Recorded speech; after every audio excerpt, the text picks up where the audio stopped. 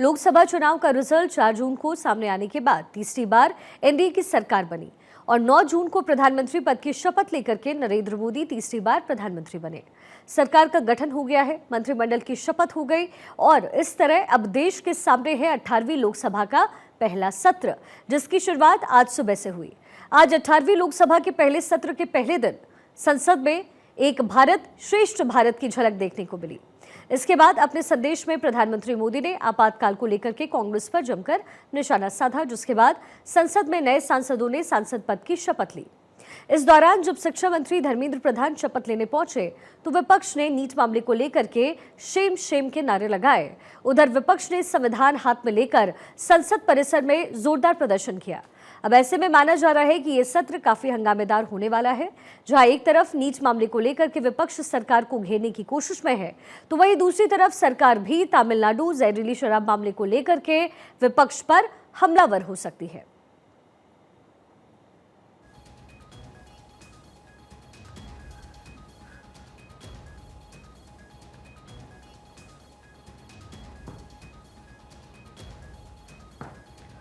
तो नए सत्र की शुरुआत हो गई है, 18वीं लोकसभा सत्र, जिसकी शुरुआत आज हुई। प्रधानमंत्री मोदी यहां शपथ लेते हुए नजर आए और प्रधानमंत्री मोदी की तरफ से इसका संबोधन भी किया गया और साथ ही आप अलग अलग नेताओं को मंत्री पद की शपथ लेते हुए यहां पर देख रहे हैं। संसद के अंदर आज 18वीं लोकसभा संसद के सत्र की शुरुआत हुई। नया सत्र और नए तरीके से कामकाज की शुरुआत आज संसद में हुई।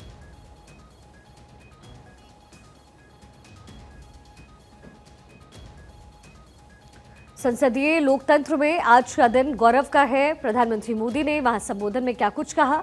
आजादी के बाद पहली बार अपने नए संसद में शपथ ग्रहण।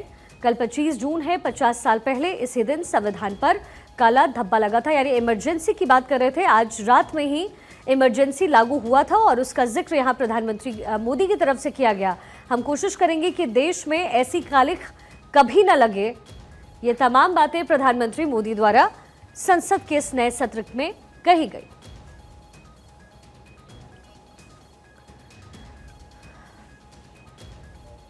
संसदीय लोकतंत्र में आज का दिन गौरवमय है। आजादी के बाद पहली बार अपने नए संसद में शपथ ग्रहण। कल 25 जून है, 50 साल पहले इसी दिन संविधान पर काला धब्बा लगा था। प्रधानमंत्री ने यह भी कहा, हम कोशिश करेंगे कि देश में कभी भी ऐसी कालिख न लग सके। आजादी के बाद दूसरी बार सरकार को लगातार तीसरी बार सेवा करने का मौका मिला। सरकार चलाने के लिए बहुमत की जरूरत है, देश चलाने के लिए सहमति जरूरी। जनता ने हमें तीसरी बार अवसर दिया है। ये तमाम बातें प्रधानमंत्री मोदी द्वारा कही गई। लेकिन इन मुद्दों पर हंगामे के आसार हैं। कौन कौन से वो मुद्दे हैं जिस पर हंगामा इस सत्र में हो सकता है? सबसे पहली चीज है नीट परीक्षा को लेकर के। जैसे आज धर्मेंद्र प्रधान संसद के अंदर पहुंचे, उसी समय विपक्ष की तरफ से नारे लगाए गए। वहीं 3 क्रिमिनल लॉ को लेकर के भी सरकार को घेर सकता है विपक्ष। अग्निवीर योजना को लेकर के भी घेरा जा सकता है। साथ ही शेयर मार्केट में जो गिरावट देखी गई है उसको लेकर के भी संसद में सरकार को विपक्ष की तरफ से घेरा जा सकता है।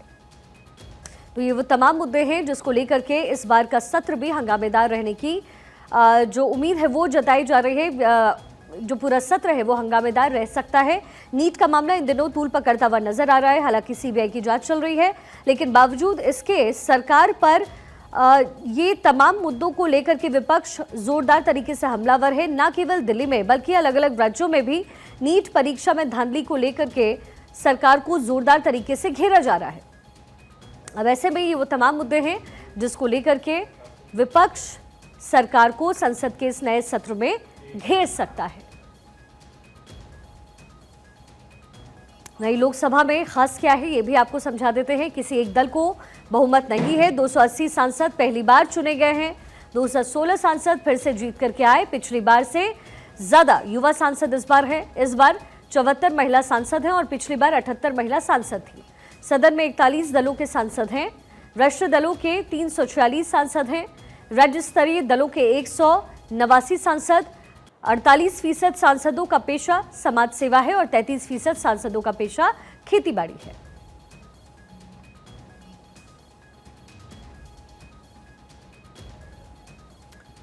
तो नई लोकसभा में क्या पूरा स्ट्रक्चर है ये भी हम आपको बता रहे हैं।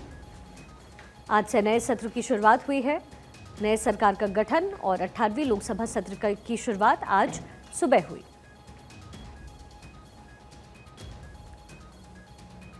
हमारी पॉलिटिकल एडिटर अदिति नागर इस वक्त हमारे साथ कनेक्टेड हैं। अदिति, इस बार का सदन कैसे खास है ये हमने दिखाया, कौन कौन से वो मुद्दे हैं जिस पर इस समय विपक्ष सरकार को घेर सकती है, और आज सबसे बड़ी बात ये कि जैसे ही सत्र की शुरुआत हुई वैसे ही विपक्ष जो अपने एजेंडे के साथ सामने आया था और हमेशा आता है संसद के सत्र में, वो वहां नजर आया। तो कुल मिलाकर के इस सत्र की तस्वीर कैसी होने वाली है?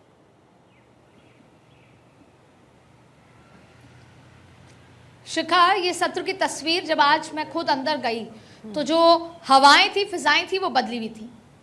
और मैं खास तौर पे उस बयान का जिक्र करना चाहूंगी, मैं पढ़ के आपको सुनाती हूँ कि वो बयान अपने आप में क्यों इतना मायना रखता है। हालांकि जब प्रधानमंत्री जब भी पहले दिन संसद सत्र में आते हैं, और अब तो ये 18वीं सत्र पहला था, तो उन्होंने एक बात कही। उन्होंने कहा कि देश चलाने के लिए सबकी सहमति की ज़रूरत होती है, हम सबको साथ लेकर चलना चाहते हैं। फिर उन्होंने कहा कि संविधान की मर्यादाओं का पालन करते हुए देश आगे बढ़ना चाहिए। देश को एक जिम्मेदार और मजबूत विपक्ष की जरूरत है। ये कहने का मतलब, इस कहने के मायने बहुत ज़्यादा हैं, क्योंकि जिस तरीके से आज जो तस्वीर दिखी, जो ट्रेलर है, और अभी पूरी पिक्चर बाकी है, और आज के जो कॉन्फिडेंस लेवल था या जो एनर्जी लेवल था, संविधान की कॉपी हाथ में लेकर राहुल गांधी का जो बयान था, वो अपने आप में ये बताता है कि आगे क्या कुछ होने वाला है। देखिए, शुरुआत के आपस में खींचतान में नहीं शामिल हुए। अदिति, आपकी आवाज़ हम तक ठीक से पहुंच नहीं रही है, मैं आपको दोबारा कनेक्ट करती हूँ। लेकिन देखिए अदिति यहाँ पर यही बता रही है कि इस बार विपक्ष एक नए मोर्चे के साथ मैदान में उतरा है, पहली बार की तरह। और इससे पहले जिस तरीके से विपक्ष कमज़ोर नज़र आया, इस बार ऐसा नहीं है, क्योंकि बहुमत का आंकड़ा भी कुछ यही इंडिकेट करता है। यही बात हमारी पॉलिटिकल एडिटर अदिति नागर इस समय आपको समझा रही थी। लेकिन ये सत्र कितना इंटरेस्टिंग होने वाला है ये भी अदिति से हम जानेंगे। लेकिन फिलहाल 18वीं लोकसभा की जो तस्वीर इस समय उभर करके आ रही है वो समझना भी ज़रूरी है। जिस स्ट्रक्चर का जिक्र अदिति कर रही थी वो भी हम आपको समझाते हैं। बीजेपी 240 सांसद और सहयोगी यानी पूरे एनडीए में 53 प्लस 240 सांसद हो गए, यानी कुल हो गए 293। ये एनडीए के पास राहुल के साथ कौन कौन है? कांग्रेस में 99 सांसद हैं और सहयोगी मिला ले तो 135 सांसद कुल हो गए 234, यानी पिछले बार के मुकाबले ये आंकड़ा काफ़ी ज़्यादा है। अब ऐसे में ये विपक्ष कमज़ोर नज़र नहीं आएगा, जाहिर है। अलग अलग मुद्दों पर जिस तरीके से एनडीए को घेरा गया, इससे पहले जिस तरीके से सरकार को घेरा जाता था, इस समय उसकी जो तीव्रता होने वाली है वो जाहिर है संसद के अंदर कुछ अलग रहेगी, क्योंकि पूरा चुनाव नंबर गेम का होता है। तो संसद में जब ये नंबर गेम पहुंचा है तो जाहिर है सरकार को अलग अलग मोर्चे पर विपक्ष घेरने वाला है, जिसकी शुरुआत आज सुबह से ही हुई जब नीट के मुद्दे पर घेरा गया। अदिति हमारे साथ दोबारा कनेक्टेड है। अदिति, आप अपनी बात पूरी कीजिएगा। बिल्कुल, तो हम शुरुआत कर रहे थे कि ये कैसा हुआ। प्रोटेम स्पीकर को लेकर आपसी खींचतान हुई, जिसके चलते ये कहा गया कि प्रोसेस फॉलो नहीं हुआ है, संविधान के साथ एक बार फिर खिलवाड़ हुआ है, क्योंकि जो प्रोसेस होना चाहिए प्रोटेम स्पीकर को लेकर, जो हाईएस्ट उन्होंने कहा कि हमारे 8 बार के सांसद हैं और जिनको बनाया गया वो 7 बार के हैं, और इसको लेकर एक खींचतान हुई। तो पहला खींचतान ये, और जिसको लेकर गांधी प्रतिमा के सामने आज ही हो हंगामा हो गया विपक्ष के सांसदों का। हाथ में संविधान की किताब थी और ये कहा गया कि हम संविधान के साथ खिलवाड़ नहीं करने देंगे। तो जब हम बात करते हैं शिखा कि क्या होगी तस्वीर बड़ी, तो आज ये छोटी तस्वीर पहली ये नजर आती है। दूसरी, प्रधानमंत्री का ये भाषण, और इसमें ये कह देना कि हमें एक जिम्मेदार विपक्ष की जरूरत है, आपको जीत के भेजा है तो हम विकास के काम करें, क्योंकि जब वो कहते हैं कि हम तीसरी बार आए हैं तो हम 3 गुना मेहनत से काम करेंगे। अब चौथा, आपको बता दें कि कुछ बिल ऐसे हैं जो आने वाले समय में एक बहुत आसान चीज़ नहीं होगी, क्योंकि शिखा 272 प्लस और 272 माइनस की जो तस्वीर है वो अपने आप में बहुत मजबूत होती है। ऐसे में स्पीकर का जो रोल है वो बहुत महत्वपूर्ण हो जाता है। स्पीकर इसीलिए, यही वजह है कि अब आप होगा क्या, जो दूसरी प्रोटेम स्पीकर हो गया, अब कल सबसे पहले तो नामांकन दाखिल होगा स्पीकर का। अब 26 तारीख को असली खींचतान आपको देखने को मिलेगी, उसकी तस्वीर मैं आपके सामने साझा कर देती हूँ। पहला, 26 तारीख को सरकार विपक्ष का समर्थन लेने के लिए स्पीकर का नाम को रखेगी। अब अगर विपक्ष चाहती है कि उनको डिप्टी स्पीकर का पद मिलना चाहिए, ये होता आया है, ये भी संविधान का प्रोसेस है। विपक्ष को डिप्टी स्पीकर दिया जाता है, 2014 में भी विपक्ष को दिया गया था। अब ऐसे में ये कहा जा रहा है कि अगर इस बार सरकार उनको डिप्टी स्पीकर का पद नहीं देती तो विपक्ष क्या करेगी? यहां से शुरू होगा क्लैश। जब ये प्रस्ताव रखा जाएगा कि विपक्ष का समर्थन स्पीकर के नाम पे चाहिए, तो तब विपक्ष डिप्टी स्पीकर पद ना मिलने की आशंका में टकराव करेगी, और वो टकराव होगा कि वो चुनाव चाहेगी, वो स्पीकर में अपने भी स्पीकर का नाम रखेगी, अपने किसी चेहरे का नाम रखेगी स्पीकर पद को लेकर जी। और ऐसी स्थिति में चुनाव होना पड़ेगा। ये बात अलग है कि भले ही बनना भारतीय जनता पार्टी का ही तय है, एनडीए का ही तय है, लेकिन फिर भी ज्यादातर बीजेपी यही चाहेगी सर्वसहमति से पास हो जाए। वो तब हो पाएगा जब डिप्टी स्पीकर के लिए सरकार ये कह दे कि वो विपक्ष का बन जाए। ऐसे में बीजेपी तैयार है, एनडीए तैयार है कि जो डिप्टी स्पीकर होगा वो एनडीए का होगा। इसलिए इसी सबको देखते हुए, जिसको अच्छे तरीके से बीजेपी ने और नरेंद्र मोदी ने भांप लिया था, इसीलिए नरेंद्र मोदी ने यह तय किया कि हम अलायंस को देंगे। तो अब जो प्रोटेम स्पीकर के बाद जो दूसरे टकराव की स्थिति पैदा होगी, जो बहुत बड़ा टकराव होगा, वो होगा डिप्टी स्पीकर का पद। अब आती है तीसरी बात, बहुत सारे बिल। देखिए, भारतीय जनता पार्टी ने पिछले कार्यकाल में जो बिल लागू हुए या बिल पास हुए, वो अपने तरीके से किए गए। और अब इस बार इस सत्र में भी बहुत सारे ऐसे बिल हैं जो भारतीय जनता पार्टी पास कराना चाहती है। उसमें कई ऐसे बिल हैं, जैसे आईटी को लेकर बिल है, उसमें बहुत सारी चीजें हैं जिसमें यह है कि कोई भी आईटी के कानूनों को, एआई के चलते बहुत सारे कानूनों को भारतीय जनता पार्टी एक स्ट्रिक्ट बनाना चाहती है, जिससे कि कोई मिसयूज ना हो। आपने देखा होगा कि आईटी की कई चीजें और जो अभी एआई को लेकर जो मिसयूज हो रहा है, उसको लेकर प्रधानमंत्री नरेंद्र मोदी कई बार चिंता जता चुके हैं। लेकिन अब आज देखिए एक और हंगामा हुआ किस तरीके से नीट को लेकर, जब शपथ लेने धर्मेंद्र प्रधान पहुंचे तो शेम करके और नीट को लेकर और इस्तीफा लेने की मांग से हुआ। अब अगर हम इसको और डिटेल में बात करें, और लगातार आज जो विपक्ष के नेता हैं उन्होंने संविधान का जिक्र किया। कोई ट्रैक्टर में उठकर आया तो राहुल गांधी ने नरेंद्र मोदी, अमित शाह पर संविधान को लेकर और इस तरह की तानाशाही को स्वीकार ना करने की बात कर दी। तो ऐसी स्थिति में भारतीय जनता पार्टी के लिए ये आसान नहीं होगा कि भारतीय जनता पार्टी जैसे जैसे बिल चाहती है, बीज विधेयक चाहती है, Bharatiya Janata party digital India पे एक बिल चाहती है। अब उसमें विपक्ष का ये मानना है कि जो डिजिटल इंडिया है ये इन यूट्यूबर्स को रोकने के लिए है जो अपनी स्वतंत्र आवाज़ करते हैं, बोलते हैं सरकार के खिलाफ, उनको रोकने के लिए ये बिल है। ठीक वैसे ही किसानों को लेकर कई बिल हैं। ठीक ऐसे ही बिजली को लेकर एक बहुत महत्वपूर्ण बिल है। शिखा, जैसे आप चाहती हैं कि आज मैं वोडाफोन का ज़्यादा अच्छा है तो मैं वोडाफोन यूज़ करूं, फिर आप परेशान होकर कहती हैं मैं जियो पर शिफ्ट हो जाऊंगी। जैसे आप अपना यूज़र खुद चूज़ करती हैं, बिजली को लेकर भी एक बिल आ सकता है, बिल आने के टेबल किया जाएगा, जो पहले आ चुका है, कि आप अपना जो अपना खुद चुन सकती हैं कि आपको किससे बिजली लेनी है। ऐसे में इसको प्राइवेटाइजेशन की ओर, या फिर सरकारी जो बिजली कंपनियां हैं वो ठप हो जाएंगी और जो प्राइवेट बिजली कंपनियां हैं उनसे बिजली बिल लिए जाएंगे, उसके दामों में नियंत्रण नहीं हो सकेगा। तो ऐसे कई सारे बिल हैं जिनको लेकर अब चाहे तो सहयोगी दलों से और विपक्ष की समर्थन की जरूरत होगी। तो अब भारतीय जनता पार्टी उन बिलों को उस तरीके से नहीं रख पाएगी जिस तरीके से वो पहले 10 सालों में रखती आई है। तो वो अपने आप में एक बड़ी चुनौती होने वाला है। इसलिए शायद हम ये कह रहे हैं कि ये तो पिक्चर है, ये तो ट्रेलर है, पिक्चर अभी बाकी है। जी शिखा। अच्छा, और स्पीकर के पद को लेकर के जो भी आपने अभी कहा और जो भी डिटेल दी अदिति, क्योंकि ऐसा बताया जा रहा था कि चंद्रबाबू नायडू जो हैं उनकी तरफ से भी इसको लेकर के संशय की स्थिति रखी गई, और नीतीश कुमार जो वो तो पहले ही क्लियर कर चुके हैं कि हमें कोई ज़रूरत नहीं है। तो आप चूंकि सहयोगी दल की बात कर रही हैं, तो फिर ये आपको क्या लग रहा है, चंद्रबाबू नायडू तक जाते हुए ये पूरा रास्ता दिख रहा है आपको, या फिर बीजेपी कुछ और सोच रही है? 17-18 जून को राजनाथ सिंह के आवास पर एक बैठक होती है जिसमें स्पीकर को लेकर, स्पीकर के पद को लेकर चर्चा होती है, जिसमें सारे सहयोगी दल होते हैं। फिर कुछ देर बाद ये बात आती है कि जेडीयू और चंद्रबाबू नायडू, टीडीपी ने स्पीकर के पद पर लेकर ये कहा कि हम विपक्ष जो साथ में सहयोगी दल हो उनके स्पीकर होना चाहिए। फिर डिप्टी स्पीकर की बात हुई तो दरअसल बात यह आई कि मांग की गई है स्पीकर के पद की टीडीपी द्वारा। उसके बाद साइलेंस हो जाता है और फिर सडनली जेडीयू की तरफ से ही बयान आता है कि हम एनडीए को, खासतौर पे बीजेपी को पूरी तरीके से समर्थन देने को तैयार है, जो भी नाम हो। इसका ये मतलब है कि नाम बाहर नहीं आया। फिर थोड़ी देर बाद एक और सूत्र की तरफ से चर्चा आती है कि चंद्रबाबू नायडू भी स्पीकर के पद को लेकर बीजेपी के लिए खुला समर्थन रखते हैं।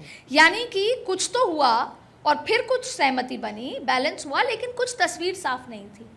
और शायद उसी के बाद बात निकल के आई कि डिप्टी स्पीकर का पद चंद्रबाबू नायडू को दिया जाएगा, जिसमें डी पुरंदेश्वरी का नाम है, वो उनकी साली भी है, जिता के लाएं तमाम होते हैं। अब देखिए, स्पीकर का पद बेहद महत्वपूर्ण है आज की तारीख में।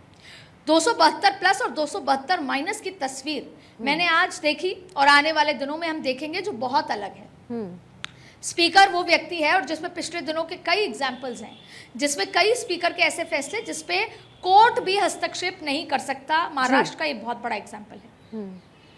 और मैं एक ऐसा ही छोटा एग्जाम्पल आपके सामने रखूं, जब ये बहुत ज्यादा चर्चा होती है कि अटल बिहारी वाजपेयी की सरकार केवल एक वोट से चली गई थी, और तब के स्पीकर ने एक ऐसे सांसद को वोट देने के लिए अलाउ कर दिया था जो सांसद सीएम बन चुके थे, लेकिन उन्होंने इस्तीफा बतौर सांसद नहीं दिया था। वो किसी एक प्रदेश में सीएम थे, लेकिन फिर भी ये स्पीकर के विवेक पे था कि वो अलाउ करते हैं।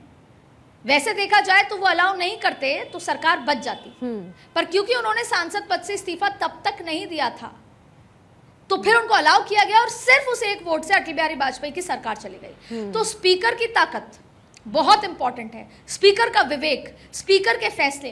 वो चाहे तो निष्कासित कर सकते हैं बिहेवियर को लेकर, वो चाहे तो मनी बिल को लेकर, कई ऐसे बिल, साधारण बिल मनी बिल में करके उसको पास करा दिए जा सकते हैं। बिलों के पास होने से लेकर, विधेयकों के पास होने से लेकर, बहुत ऐसे फैसले हैं जो स्पीकर के हाथ में है। जी, ऐसे में इस बार और ज्यादा महत्वपूर्ण हो जाता है। और ठीक वैसे ही डिप्टी स्पीकर, स्पीकर की एब्सेंस में डिप्टी स्पीकर के पास सारी वो ताकतें होती हैं जो डिप्टी स्पीकर स्पीकर की तरह ले सकता है।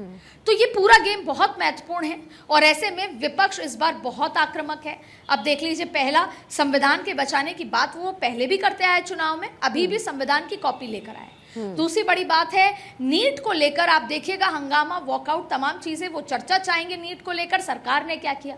फिर मुद्दा आएगा मणिपुर को लेकर, मणिपुर पर चर्चा होगी। ऐसे कई मुद्दों पर चर्चा होने वाली है।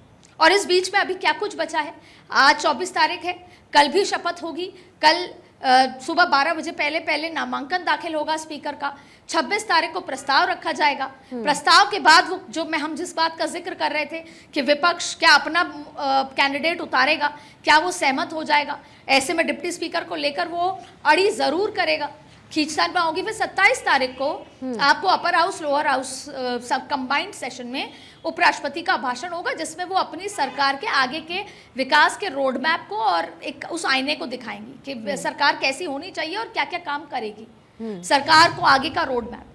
तो 27 बहुत महत्वपूर्ण है। और फिर उसके बाद रिप्लाई आएगा 3 तारीख को प्रधानमंत्री नरेंद्र मोदी का।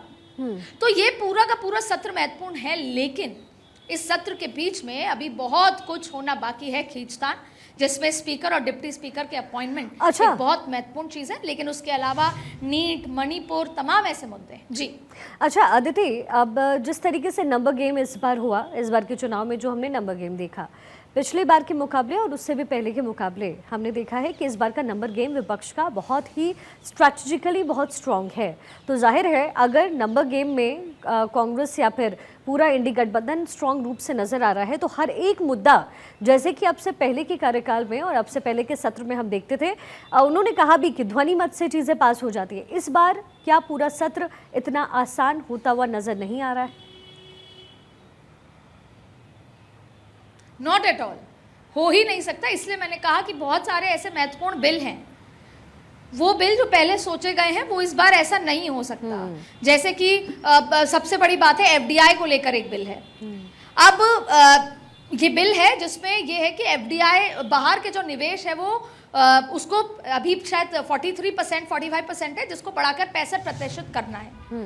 तो बहुत सारे पॉलिटिकल लोगों का ये मानना है, जो सांसद होंगे, पॉलिटिकल पार्टीज हैं, कि ऐसा अगर निवेश किया तो जो बीमा बीमा बिल जैसे कहते हैं, बीमा विधेयक, उस विधेयक का नाम है, तो उस बीमा विधेयक में जो प्राइवेट जो यहाँ की जो निजी बीमा की कंपनीज हैं उनको बहुत नुकसान होगा। अगर निवेश बाहर से आएगा, तमाम तरीके की ऐसी स्थिति में कि बाहर के निवेश में जो यहाँ के लोकल कंपनीज हैं, प्राइवेट बीमा जो कंपनीज हैं, उनको बहुत नुकसान होने वाला है। तो बहुत सारे, और अगर नंबर गेम होता तो शायद ध्वनि मत से पास हो जाता, जैसे पहले के बिल हुए हैं। तो बिल टेबल करने का समय 370 बिल टेबल किया गया था कुछ सेकंड्स पहले, नहीं तो अक्सर होता है टेबल करते हैं, सांसद उसे पढ़ के आते हैं, लेकिन ये सब कुछ था नंबर गेम। जब नंबर थे तो ये किया जा सकता था। और इस बार अगर सिर्फ बीजेपी की बात करें तो वो 32 सीटें कम हैं, और खुद जो एनडीए है वो 292 पर है। तो ऐसी स्थिति में, और 234 विपक्ष है, खुद कांग्रेस 10 साल बाद इस बार अपोजिशन लीडर ऑफ अपोजिशन का हक ले पाएगी। ऐसे में उसके पास खुद के पास 100 हैं, 99 आए थे, एक निर्दलीय आके उनके साथ जुड़ गए। तो इस बार का चेहरा मोहरा, इस बार का हवाएं फिजाएं वैसी संसद नहीं रहेगी जो पिछली बार आपको देखने को मिली थी। चाहे फिर वो किसी मुद्दे पर किसी विपक्ष के सांसद को बोलने के समय से रिलेटेड हो, या फिर किसी बिल से रिलेटेड हो, या पूरे देश भर में अलग अलग राज्यों में किसी तरह की स्थितियां हों जिस पर संसद में सांसद मांग करे बात करने की और उनको समय ना दिया जाए।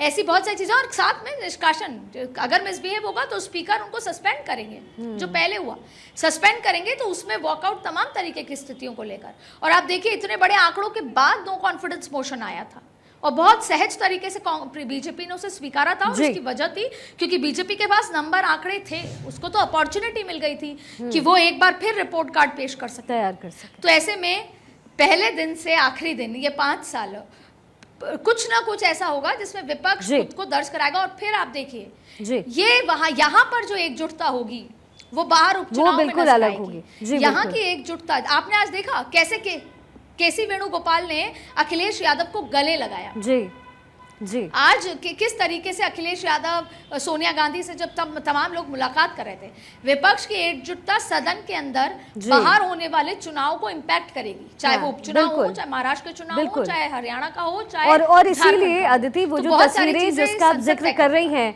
वो सरकार की स्थिति को बहुत ज्यादा मजबूत करती हुई नजर नहीं आ रही है।